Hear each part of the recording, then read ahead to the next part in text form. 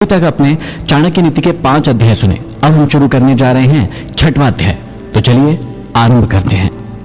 6वें अध्याय के आरंभ में श्री चाणक्य हमें समझाते हैं कि मनुष्य शास्त्रों को पढ़कर धर्म को जानता है और मूर्खता को त्याग कर ज्ञान की प्राप्ति करता है तथा शास्त्रों को सुनकर मोक्ष प्राप्त करता है। श्री चाणक्य कहते हैं कि पक्षियों में कौवा, पशुओं में कुत्ता, ऋषि मुनियों में क्रोध करने वाला और मनुष्यों में चुगली करने वाला चांडाल अर्थात नीच होता है। पाप कर्म व चुगली करने वाला मानव जीवन में दोष माने गए हैं। इन्हें करने वाला मनुष्य ऋषि मुनि होने पर भी चांडाल होता है, जैसा पक्षियों में कौवा और पशुओं में कुत्ते को नीच माना गया है। आगे समझाते हैं कि कांसे का पात्र राग द्वारा मांजने से शुद्ध होता है, तांबे का पात्र खटाई से रगड़ने से शुद्ध होता है, स्त्री रसवरा होने से पवित्र होती है और नदी तीव्र गति से बहने से निर्मल होती है। प्रजा की रक्षा के लिए भ्रमण करने वाला राजा सम्मानित होता है, भ्रमण करने वाला योगी और ब्राह्मण सम्मानित होता है, किंतु इधर उधर घूमने वाली स्त्री भ्रष्ट होकर नष्ट हो जाती है। जिसके पास धन होता है उसके अनेक मित्र होते हैं, उसी के अनेक बंधु बांधव भी होते हैं, वही पुरुष कहलाता है और वही पंडित कहलाता है। धन का महत्व इतना बड़ा है कि जिसके पास यह होता है वह उसे ही महापुरुष, पंडित मतलब विद्वान और सबका हितैषी मानने लगते हैं। आगे समझाते हैं कि जैसी काबिलियत होती है वैसी ही बुद्धि हो जाती है, उद्योग धंधे भी वैसे ही हो जाते हैं और सहायक भी वैसे ही मिल जाते हैं। काल अर्थात समय या मृत्यु ही पंचभूतों पृथ्वी, जल, वायु, अग्नि और आकाश को पचाता है और सब प्राणियों का संहार भी काल ही करता है। काल की सीमा को निश्चय ही कोई भी लांघ नहीं सकता, काल की गति को कोई रोक नहीं सकता। समय चक्र में आकर सभी को एक न एक दिन नष्ट होना ही पड़ता है। आगे समझाते हैं कि जन्म से अंधे व्यक्ति को कुछ दिखाई नहीं देता, काम में आसक्त व्यक्ति को भला बुरा को सुझाई नहीं देता, मत से मतवाला बना व्यक्ति या प्राणी कुछ सोच नहीं पाता और अपनी जरूरत को सिद्ध करने वाला दोष नहीं देखा करता। धन और शक्ति के अहंकार से भरा व्यक्ति अपना विवेक खो बैठता है, उसे केवल अपना स्वार्थ ही सर्वोपरि दिखाई देता है।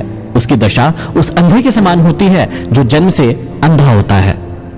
जीव स्वयं ही नाना प्रकार के अच्छे बुरे कर्म करता है, उसका फल भी स्वयं ही भोगता है। वह संसार की मोहमाया में फंसता है और स्वयं ही इसे त्यागता भी है।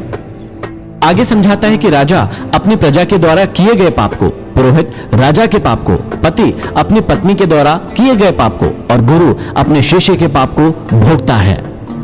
राजा का कर्तव्य है कि वह अपनी प्रजा को पाप कर्म की ओर न बढ़ने दे। पुरोहित अथवा मंत्री का कर्तव्य है कि वह राजा को पाप की ओर प्रवृत्त न होने दे और इसी प्रकार पति का कर्तव्य है कि वह अपनी पत्नी को गलत राह पर न जाने दे तथा गुरु का कर्तव्य है कि वह अपने शिष्य को पाप कर्म न करने दे। यदि वे ऐसा नहीं करते हैं तो राजा को प्रजा, पुरोहित को राजा, पति को पत्नी का और गुरु को अपने शिष्य का पाप स्वयं ही भुगतना पड़ता है।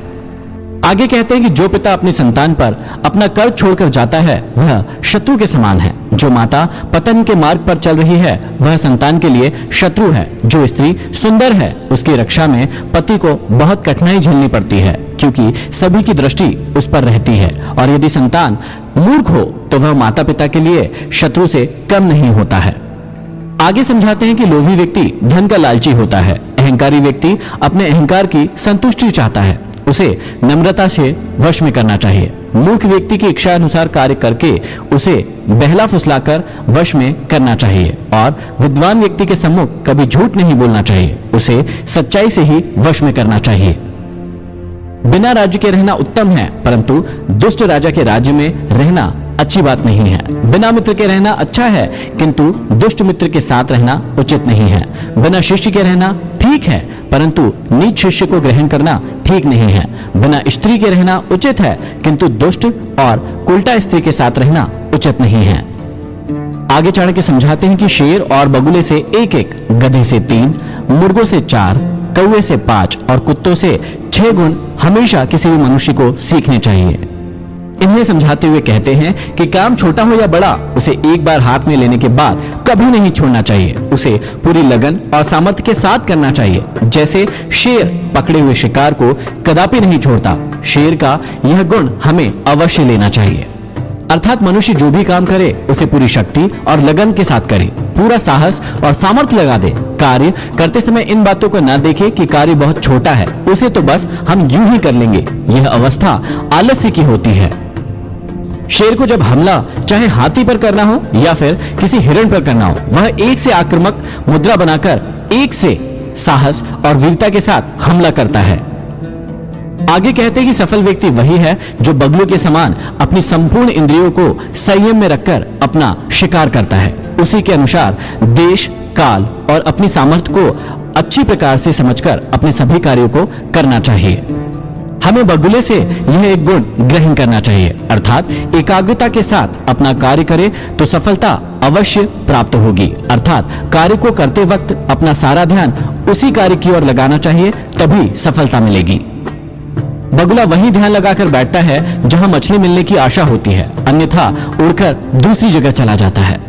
आगे समझाते कि अत्यंत थक जाने के बाद भी बोझ को ढोना, ठंडे गर्म का विचार ना करना, सदा संतोष पूर्वक विचरण करना, ये तीन बातें हमें गधे से हमेशा सीखनी चाहिए।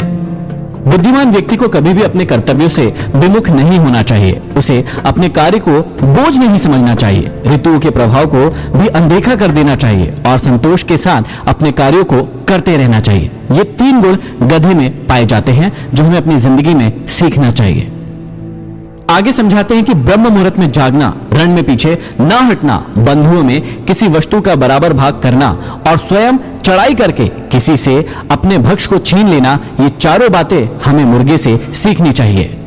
वह सुबह उठकर बांग देता है, दूसरे मुर्गों से लड़ते हुए कभी पीछे नहीं हटता। वह अपने खाद्य पदार्थों को अपने चूजों में साथ बांटकर खाता है और अपनी मुर्गी को समागम में संतुष्ट रखता है।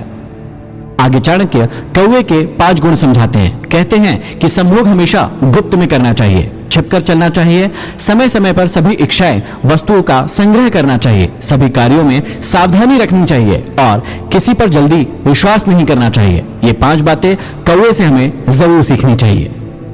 अब बताते हैं कुत्ते के 6 गुण। बहुत भोजन करने की शक्ति रखने पर भी थोड़े भोजन में ही संतुष्ट हो जाए, अच्छी नींद सोए, परंतु जरा से खटके पर ही जाग जाए, अपने रक्षक से प्रेम करे और शूरता दिखाए। इन 6 गुणों को हमें कुत्तों से सीखना चाहिए।